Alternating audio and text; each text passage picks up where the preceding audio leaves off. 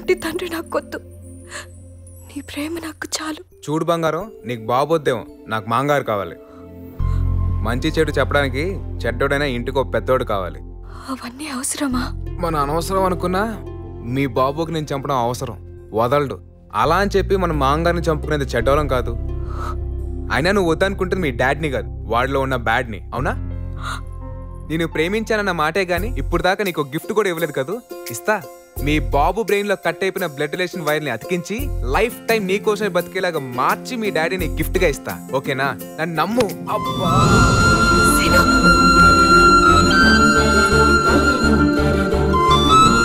అమ్మ నీ హగ్గు ఏ ఉంది దీని పవర్. మావా నీకింక యాసిడ్తో షవరే ఫిక్స్. ప్రభాకర్ కాబోయే ముఖ్యమంత్రి.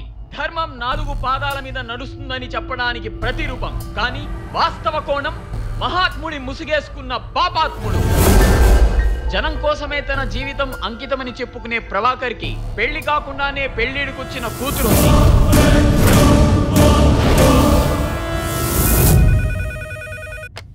హలో రే వైచానడా, నేను కాబోయే సీఎం ప్రభాకర్ మాట్లాడుతున్నాను.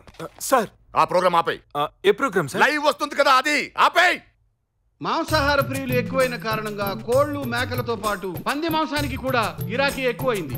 ఇప్పుడు పందుల పెంపకంలోని లాభ నష్టాల గురించి సవివరంగా తెలుసుకుందాం.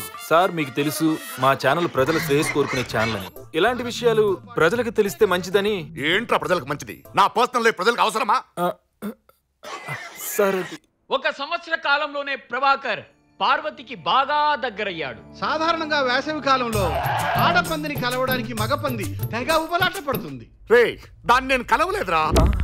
ఫలితంగా ఇద్దరికి ముద్దులులికే ఒక పాప. ఒక కాన్పులో ఒక పంది పుట్టవచ్చు, 4 పందులు పుట్టవచ్చు. ఆడపంది అదృష్టం బాగుంటే ఒకే కాన్పులో ఏకకాలంలో 10 పందులు పుట్టవచ్చు. అది నాకు పుట్టలేదు. పందుల పెంపకానికి పందులకి మీకు సంబంధం ఏంటి? పందేంటి అంటే ఇప్పుడు మా ఛానల్ వచ్చేది పందుల ప్రోగ్రామ్ సార్. నువ్వు 1 నిమిషం ఆగు, నేను తర్వాత మాట్లాడతాను. శ్రేష్టమైన పందివారు రేటు 80 రూపాయల నుంచి 120 రూపాయల వరకు పలుకుతుంది. రేయ్, ఏమైంది సార్? ఇక్కడ ఈ ప్రోగ్రామ్ వస్తుంది, నా చేంబర్ లో వేరే వస్తుంది ఏంట్రా? ఒక అతను మీ గురించి మంచి యాడ్ తీసిస్తే ఆ డివిడి నేనే పెట్టాను సార్. ఎవడు ఏం తెచ్చిస్తే అది పెట్టేస్తావరా? ఎవడాడు?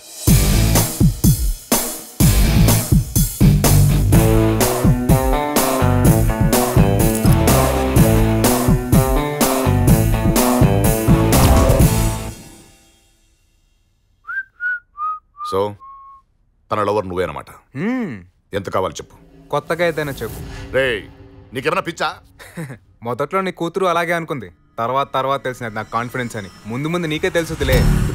మళ్ళీ కూతురు కాకరకాయ అన్నావో, అది నాకు వద్దురా.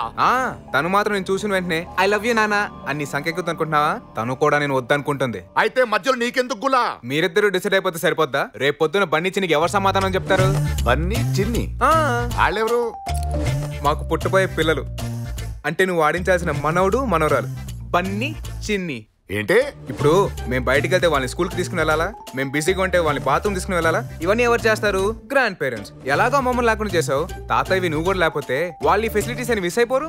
ఏంట్రా వాగుతున్నావు? చూడు మావా, నువ్వు సైలెంట్గా ఉంటే నేను సైలెంట్గా ఉంటా. అదే నువ్వు వైలెంట్ అయితే నేను అంతకన్నా వైలెంట్ అవుతా. రే రే రే, నేను ఒక ఫోన్ చేస్తే నువ్వు ఈ రూమ్ లో నుంచి బయటకు వెళ్ళరా? అబ్బచా, ఏదో మాంగారు కదా 4 మంచి మాటలు చెప్పి మార్చుకుందాం అంటే వినవే. ఫోన్ అంటే ఫోన్ ఏ మా దగ్గర లేదా? ఫోను ఒక్క ఫోన్ కొట్టానంటే నీ life story all channels live telecast అయిపోతుంది. ఆ రూట్ వద్దనుకునే కదా ఇంత కష్టపడింది.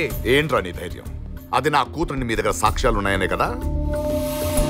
ఇదిగోరా, నాకు పిల్లలు పుట్టే అవకాశమే లేదు, నేను సంసారానికి పనికి రానని భారతదేశంలోని అత్యున్నత ఇన్స్టిట్యూట్ ఎయిమ్స్ ఇచ్చిన సర్టిఫికేట్. ఈ ఒక్క సర్టిఫికేట్ చాలరా నేను తప్పించుకోవడానికి.